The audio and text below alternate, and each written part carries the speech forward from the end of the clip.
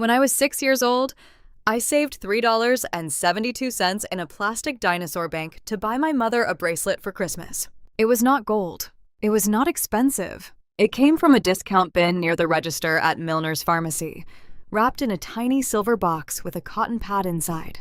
But to me, it looked like treasure. I chose it because it had 3 blue beads, and my mother loved blue. At least, I thought she did. I wrapped it myself with paper I cut crookedly from the end of a roll my parents kept in the hall closet. I used too much tape. I wrote Mom in red crayon. On Christmas morning, I sat on the carpet with my knees under my chin and watched her open it. For 1 second, she smiled. Then she looked at my father, and I learned the first rule of our house. A gift was never just a gift. It was a test. And I was already failing. My name is Lily Monroe. For most people, Christmas means memory, lights, music, cookies, presents under a tree. For me, Christmas became inventory, receipts, price tags, return windows, store credit, a cold little ritual that happened after the relatives left, after the photos were taken, after my mother had performed gratitude in front of everyone who mattered. Then the real Christmas began. My parents would gather the gifts into piles. Useful, unnecessary, duplicate, too expensive, too cheap, dust collectors, emotional clutter. My mother, Elaine Monroe, kept a notebook beside her coffee. My father, Victor, kept the receipts. Together, they turned generosity into accounting. They called it discipline. They called it responsibility. They called it teaching me the value of money. But children learn more from what adults keep than from what adults say. And what my parents kept was control. That first bracelet cost $3.72. I know because my mother told me so. She opened the box, lifted the bracelet between 2 fingers, and said, "Lily, where did you get this?" "Milner's," I said proudly.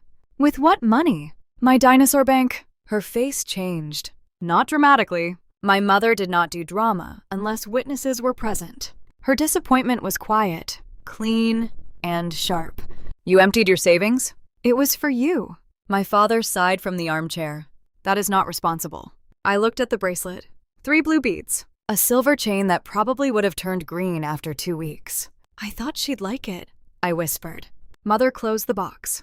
"I appreciate the thought, but we don't waste money on things people don't need."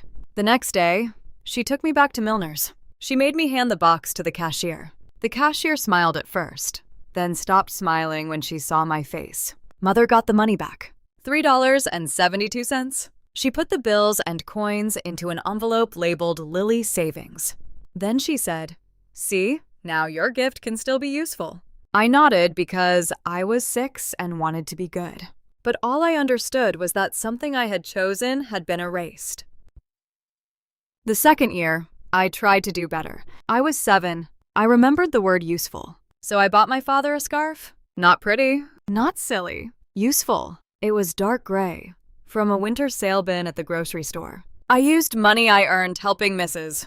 Klein next door rake leaves. She paid me $5 and gave me hot chocolate, which made the work feel like more than work. I wrapped the scarf in plain brown paper. No glitter, no ribbon, nothing wasteful. When Dad opened it, I held my breath. He touched the fabric. Then he looked at the tag. Mother said, "Victor already has scarves." Dad nodded. "It was thoughtful, but unnecessary," I said. "But it's cold." Dad folded it back into the paper. "I have what I need."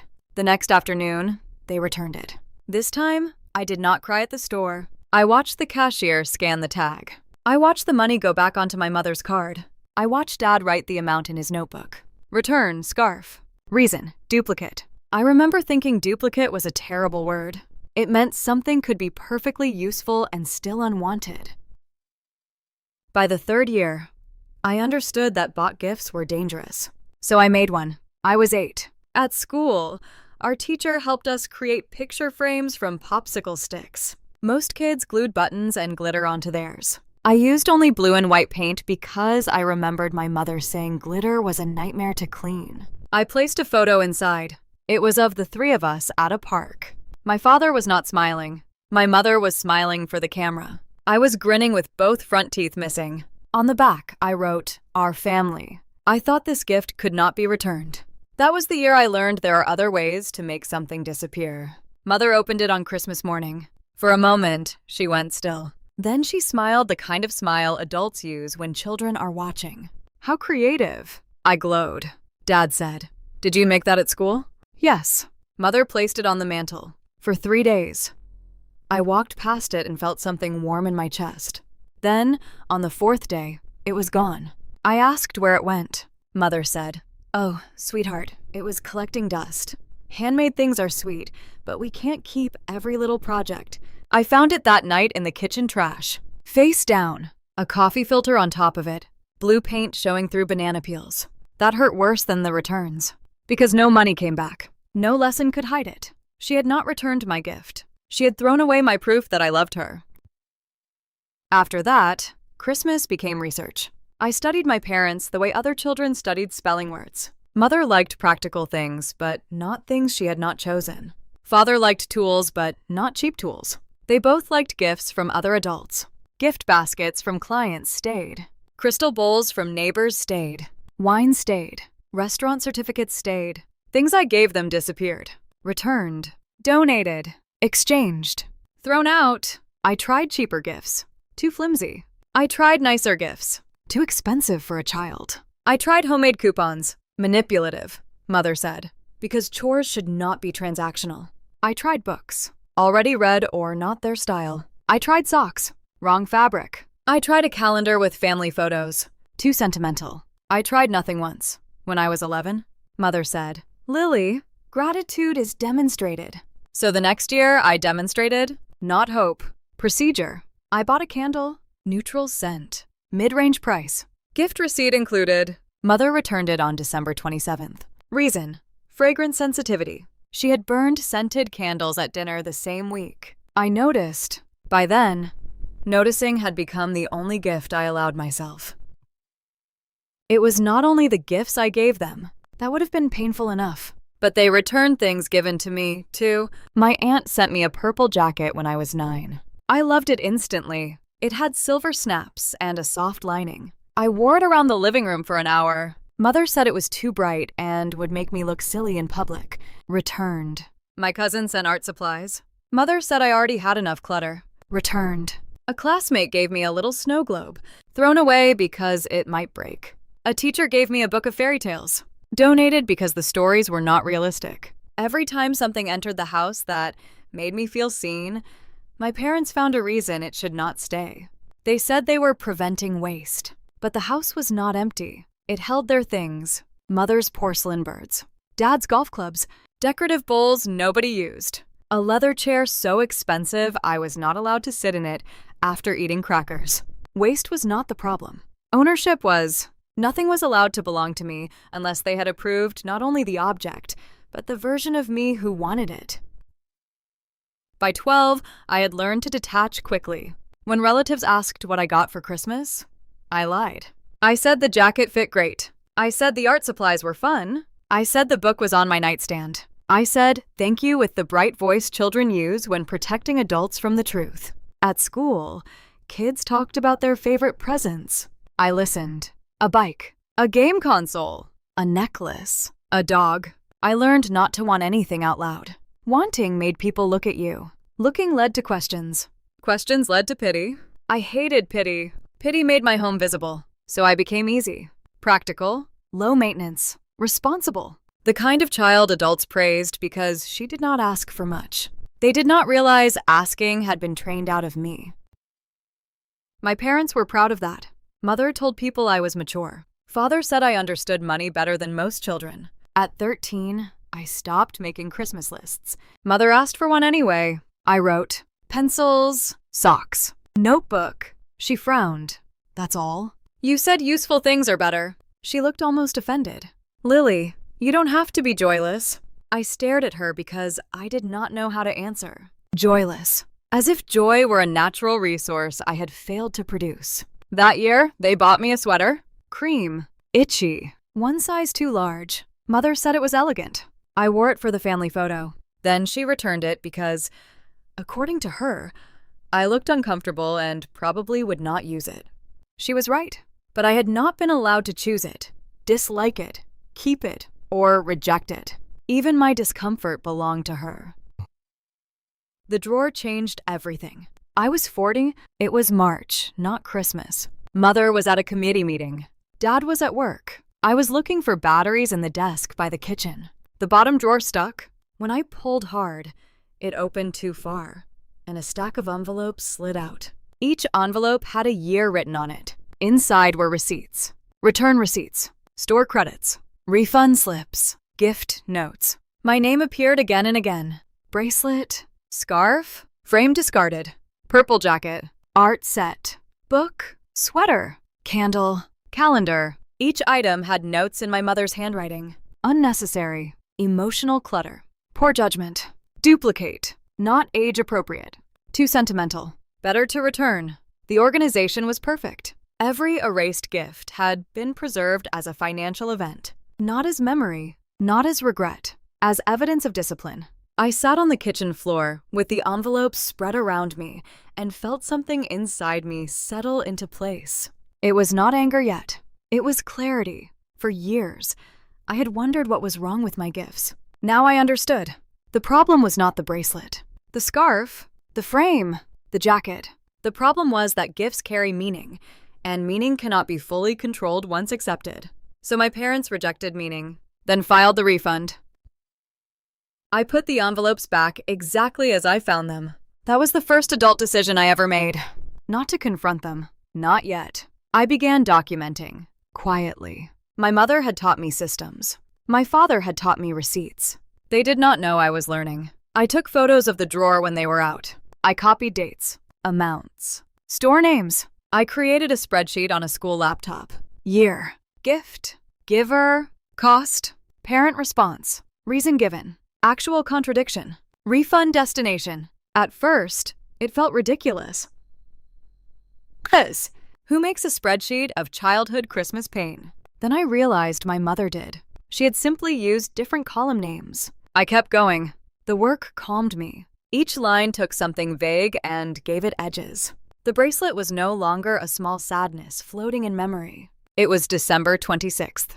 Milner's Pharmacy, $3.72. Returned by Lily Monroe. Reason, waste. The truth became searchable. That mattered. At 15, I gave them my 10th gift. By then, it was not a gift. It was a control sample. I bought my mother a plain white kitchen towel set. Useful, neutral, inexpensive, no scent, no personal message, no emotional clutter. I bought my father a small packet of replacement drill bits from the brand he used. Useful, practical, within budget. I kept the receipts. I photographed the wrapped packages. I wrote down the time they opened them. Mother said, "Thank you, sweetheart." Dad nodded. Practical. For 2 days, I watched. On December 28th, both gifts disappeared. The towel set was returned because Mother preferred another brand. The drill bits were returned because Dad already had enough. I added the entries to my spreadsheet. Year 10. System confirmed.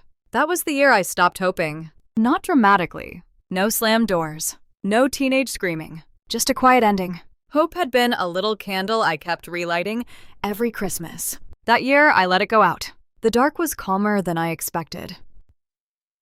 The 11th gift was not a gift they could return. I started planning it when I was 60, not because I wanted revenge exactly. Revenge suggests heat. I felt cold by then. Clear. A clean, bright cold. Like winter sunlight on glass. I spent months building the file. Copies of receipts. Photos of the return drawer. A timeline from age 6 to 50. A chart showing how gifts from me were returned at nearly 100%.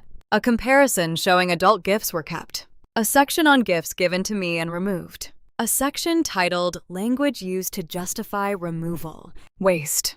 Practicality. Discipline. Duplicate. Clutter. Financial responsibility. Then I wrote a letter. I rewrote it 14 times. The first version was angry. The second was sad.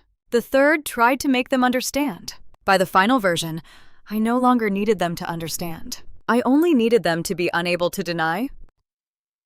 I printed 3 copies. One for them, one for myself. One I mailed to Aunt Rebecca with a note asking her to keep it sealed unless I called. Aunt Rebecca was my father's younger sister. She had always watched my parents with the careful expression of someone who knew more than she was allowed to say. I did not explain everything. I only wrote, "Please keep this safe. It matters." She texted me a photo of the sealed envelope in her desk drawer. Safe. That was the first time I understood backup as emotional protection. My parents could throw away a frame. They could return a scarf. They could delete a file if they found it. But they could not unmake every copy.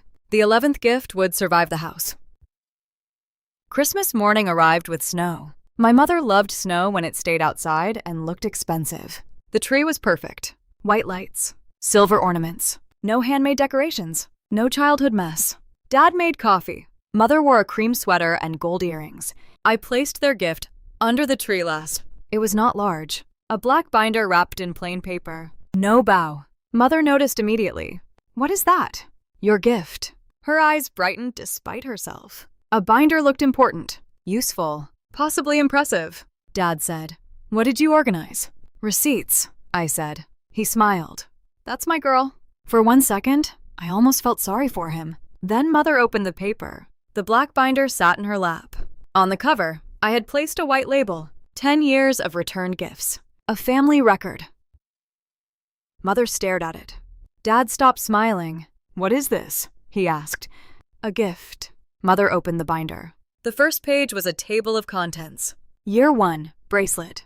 Year 2, scarf. Year 3, handmade frame. Years 4 through 9, pattern development. Year 10, control sample. Financial summary. Emotional summary. Copies and preservation. Her fingers tightened on the page. Dad leaned over. Neither of them spoke. I sat across from them on the carpet, where I had once watched her open the blue bracelet. My heart was beating hard, but my hands were steady. Mother flipped to the first section.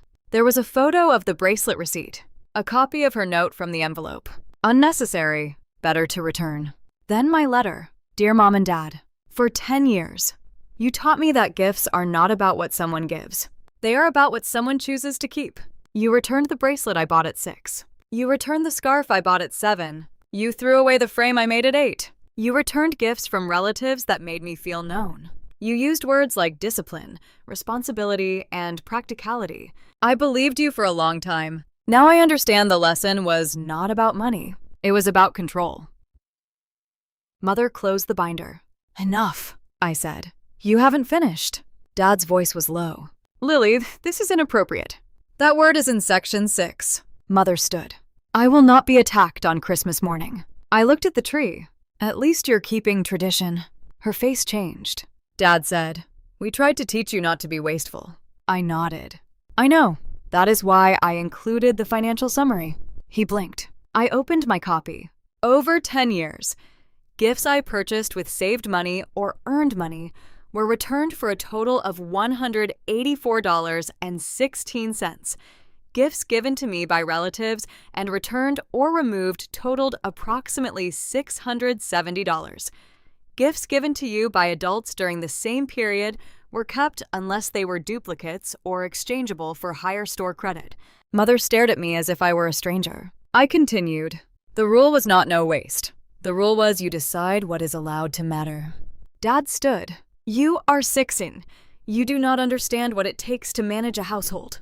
No, I said, but I understand patterns. Mother grabbed the binder. For a moment, I thought she would throw it away. I had expected that, prepared for it. She marched toward the kitchen trash. I said, "There are copies." She stopped. The room became very quiet. Dad turned slowly. What do you mean? One copy is mine. One is outside the house. Mother's face went pale with fury. You gave our private family matters to someone else? I preserved a record. We are your parents. I know. Then how dare you humiliate us? There it was. Humiliation, not sorrow, not regret, not concern that their child had needed a decade of receipts to explain pain. Humiliation. I stood up.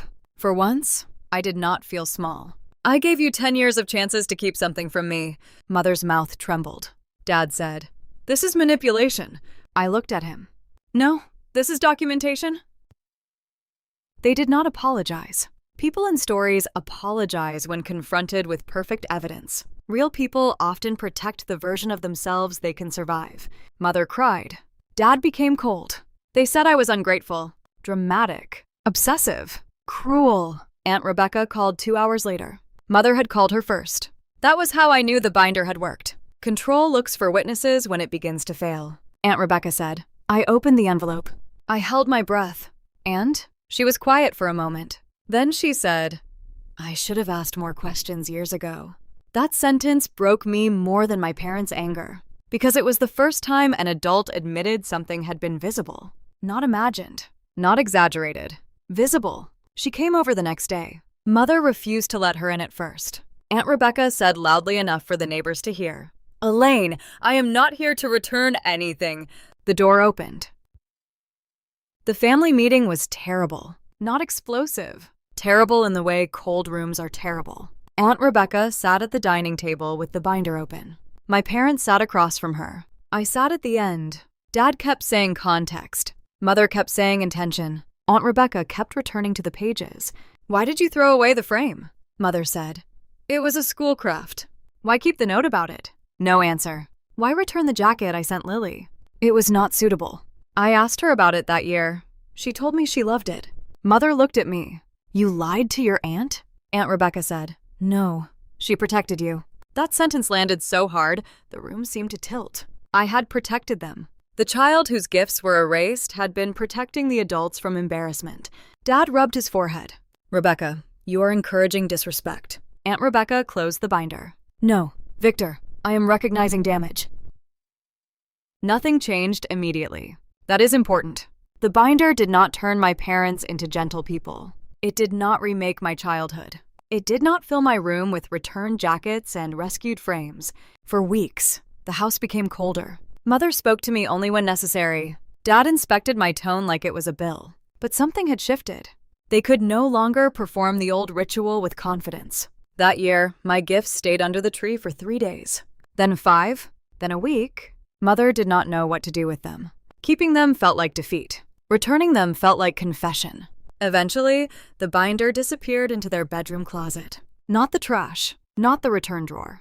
The closet. A small thing, but I noticed. I had become very good at noticing. The bigger change happened inside me. For years, I had believed love was something I needed to give correctly enough to be kept. The binder ended that. Not because my parents understood. Because I did. A rejected gift is not always evidence that the gift is worthless. Sometimes it proves the receiver cannot tolerate being loved without controlling the terms. I stopped buying presents for my parents after that. On birthdays, I gave cards with simple messages. Happy birthday. Merry Christmas. No emotional offerings. No experiments. No hope disguised as ribbon. Mother complained once. So now we get nothing? I said, you taught me not to waste money on things people won't keep. She never asked again. At 18, I moved out. Not far. A small apartment near the community college. 2nd floor. Thin walls. A radiator that hissed like an angry cat. I loved it. I bought a blue mug from a thrift store and kept it. I bought a poster and hung it crookedly. I bought a cheap lamp shaped like a mushroom because it made me laugh. No one returned it. No one asked whether it was practical. No one wrote the price in a notebook. The first Christmas in that apartment, Aunt Rebecca came over with a box. Inside was a purple jacket, not the same one from childhood. This one fit. Soft lining, silver snaps. I cried before I even touched it. She said, you don't have to keep it if you don't like it. I laughed through tears. I like it. Then keep it. That was all. No lesson, no test, just a gift. I wore it for 6 winters. When the zipper finally broke, I kept the jacket anyway. Some things are allowed to become useless and still remain loved. My relationship with my parents became polite and distant. They preferred it that way because distance allowed them to describe me as independent instead of injured. Mother told people I had always been minimalist. Dad said I was careful with money. They converted my survival traits into compliments about their parenting. I let them, not because it was true. Because correcting every lie is exhausting. And by then, I had learned which battles changed doors and which only decorated walls. I went to dinner twice a year. I brought flowers once and watched Mother freeze. Then she put them in water. Not because she wanted them. Because Aunt Rebecca was there. I counted that as theater, not progress. Progress would have been her saying, I hurt you. She never did. Years later, when I was 23, my mother found the binder again. I know because she called me at 9:40 p.m. on a Thursday. Her voice sounded strange, older. Lily, do you still have your copy? Yes. A long silence. Why? Because it happened. I know it happened. That was the first time she said anything close to truth. I waited. She continued. I thought we were teaching you discipline.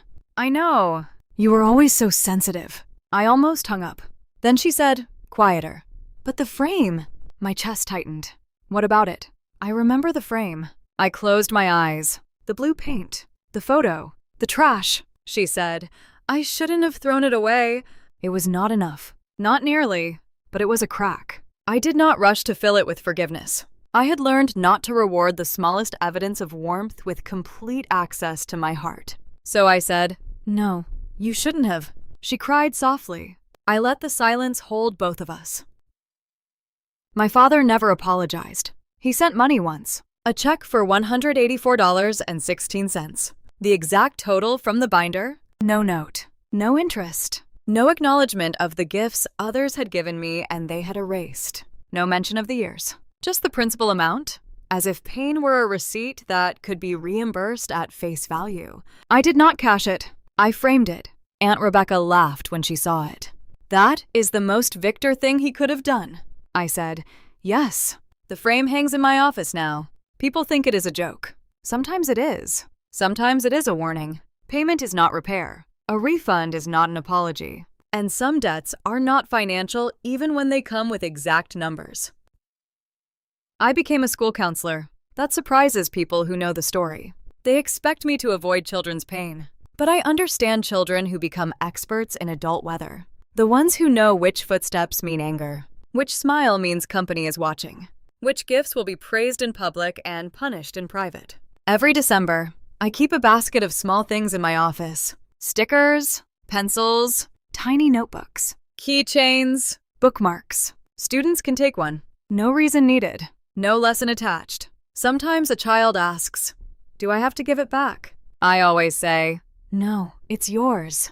The way they hold the object tells me everything. Some children tuck it away quickly, as if ownership might expire. Some stare at it suspiciously. Some smile. Some cry. When they do, I do not make them explain. A gift without interrogation can be a foreign language. I let them learn it slowly. One winter, a girl named Emma took a blue pencil from the basket. She returned the next day and asked if she could trade it because she had not used it yet. I asked why. She shrugged.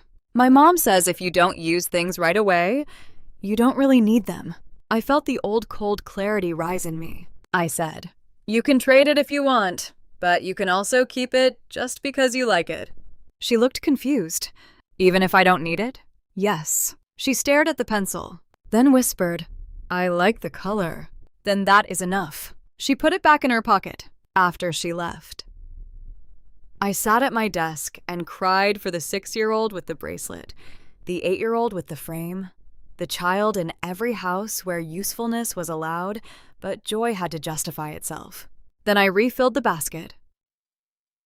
The last Christmas I spent at my parents' house was quiet. I was 26. Aunt Rebecca was there. So were 2 cousins. Mother had softened with age, or perhaps she had simply grown tired of performing certainty.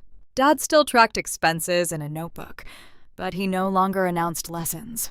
I brought no gifts, only a pie from a bakery. Mother accepted it without comment. After dinner, she disappeared upstairs and returned with a small box. She handed it to me. I found this. Inside was the popsicle stick frame, the original one, blue and white paint, our family written on the back in crooked letters. The photo was stained at one corner, but still there. My missing teeth. My father not smiling. My mother smiling at the camera. I looked at her. You kept it? She shook her head. I took it out of the trash later. My throat closed. Why didn't you tell me? She looked away. I don't know how to answer that without sounding worse. For once, that was honest. I held the frame carefully. It did not fix anything, but it returned one small piece of evidence to the right owner. Me. I did not forgive her that night. Forgiveness, I have learned, is not a holiday scene. It is not snow falling while music swells. It is not a returned frame and a mother's wet eyes. Sometimes forgiveness is not even the point. The point is truth. The point is ownership. The point is no longer begging someone to keep what you offer as proof that you are worth keeping. I took the frame home. I placed it on my bookshelf beside the blue mug, the mushroom lamp, and the purple jacket with the broken zipper folded in a box. My apartment looked ridiculous, mismatched, sentimental, dusty in places, alive. That is what my parents' house never was. It was clean, because nothing stayed long enough to become part of anyone. Mine is not clean in that way. Mine keeps things. If you grew up in a home where everything you loved had to survive someone else's approval, I want you to hear this.